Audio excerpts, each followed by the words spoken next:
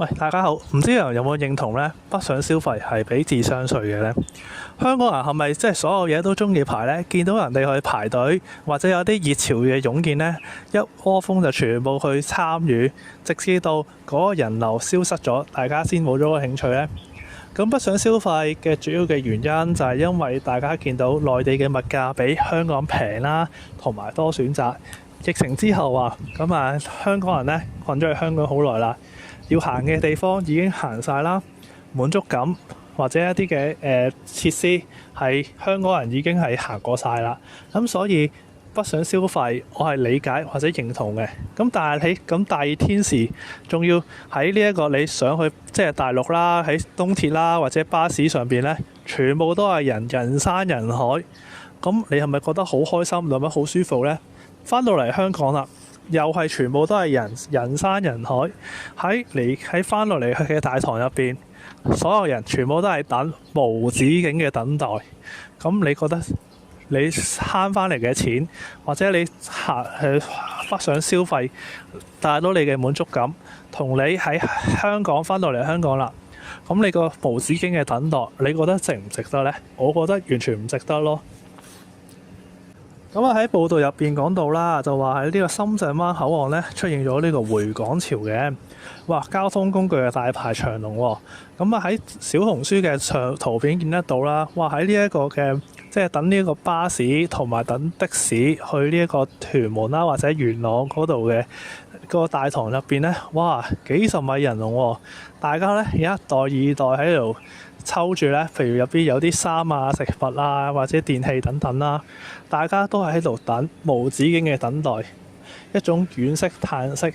但係大家知道唔能夠走開，亦都唔能夠去放棄，因為你放棄你就係一個唔能夠去繼續無止境咁樣等待，因為你唔能夠去走。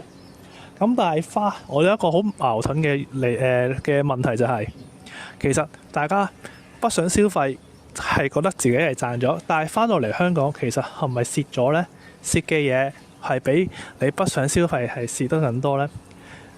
放假或者去即係禮拜六日放假去消費或者娛樂係應該嘅，但係你其實北上消費，你係想放鬆自己嘅身心，但係你翻到落嚟香港係咁不斷係咁排隊喺度逼，我啲時間其實都係你要付出嘅喎，你付出咗你嘅體力，付出咗你嘅勞力，你之後翻到落嚟香港，你嘅放完假，可能禮拜一、禮拜二，你都要喺屋企度休息，你冇精神或者體力去面對你新一個星期嘅工作。咁呢樣嘢，大家覺唔覺得值唔值得呢？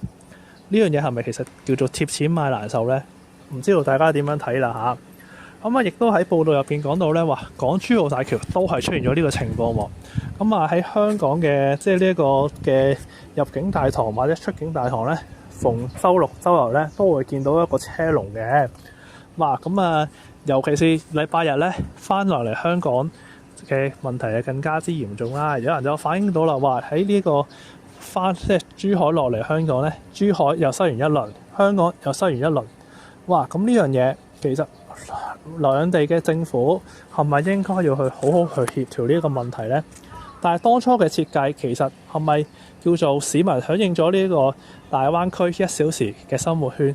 但係最撈尾其實係咪呢一樣嘢係咪可以實行得到呢？大家唔知點樣睇啦嚇。